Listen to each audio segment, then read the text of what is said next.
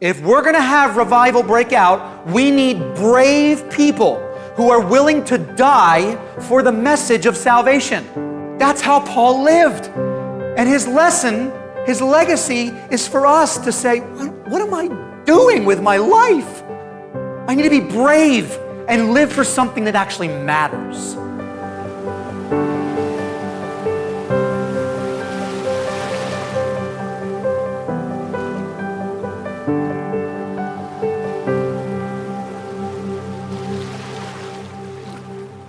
If we want revival to happen, and we start saying, the book of Acts, that's like what's happening now. We're seeing people on fire for God, just like we're reading. Anybody want to see that in their life? I want to see it.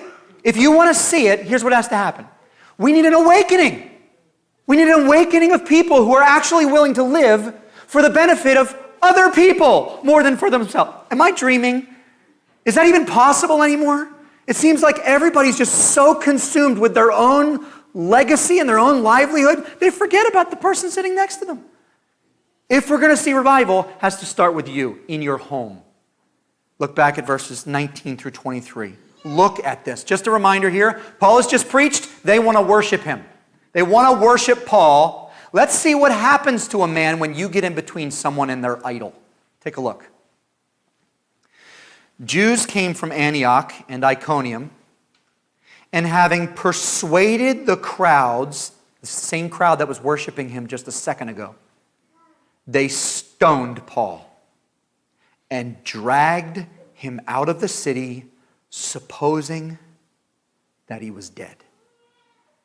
But when the disciples gathered about him, he rose up and entered the city, and on the next day, he went on with Barnabas to Derbe. Time out. You have got to, I spent the whole week picturing this.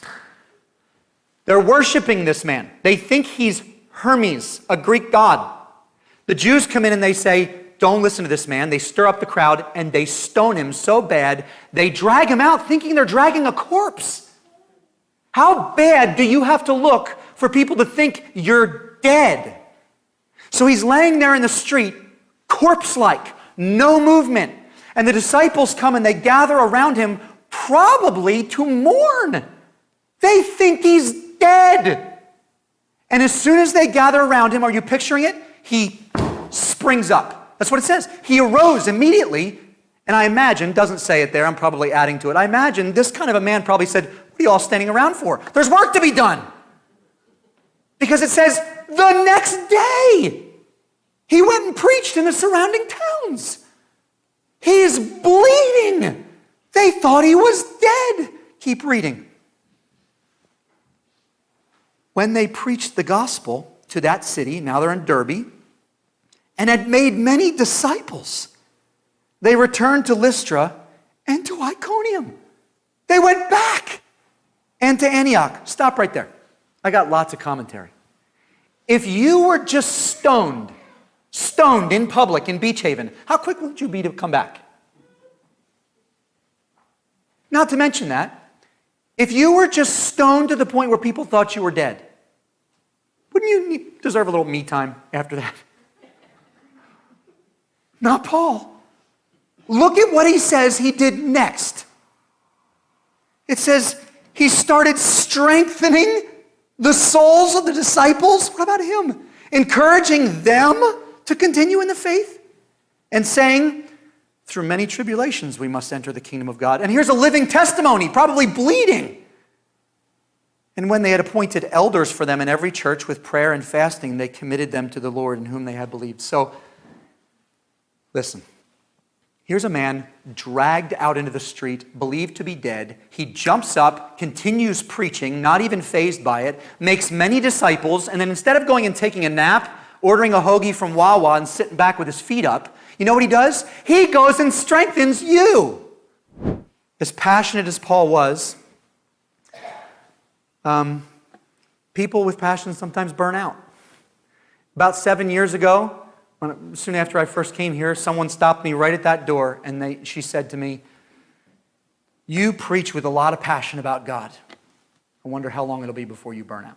She said it to me right there at the door. I wonder if Paul ever thought, I served my time. I did my tour of duty.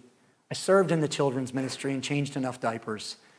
I'm gonna move on to something a little less stressful. I don't know, something where you don't get stoned.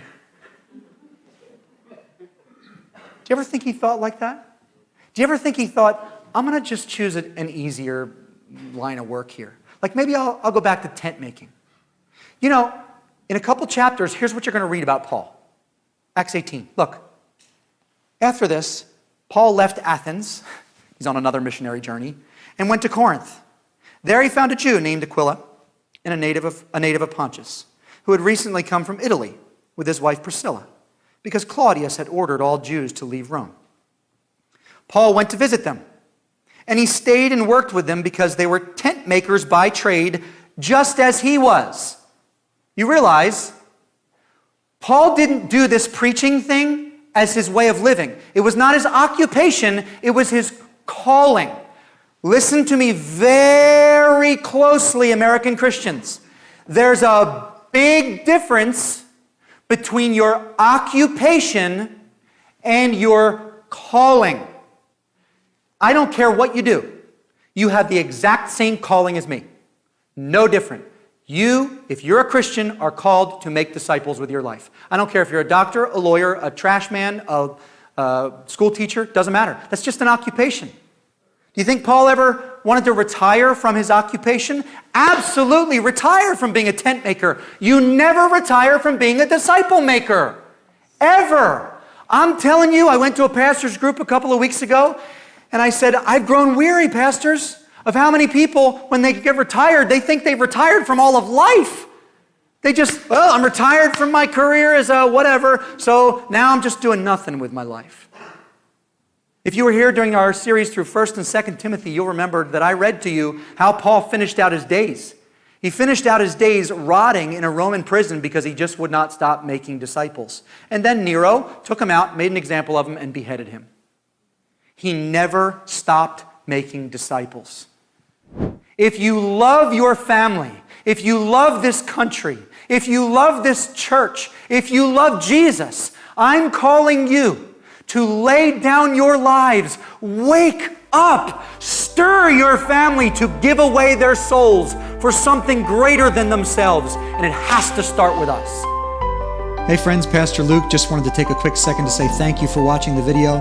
If you found it to be edifying and encouraging, make sure to hit the like and subscribe button. For more videos and sermons like this, or to watch the full-length sermon, you can find it right here on our YouTube channel or by visiting our website, www.hopeoflbi.com.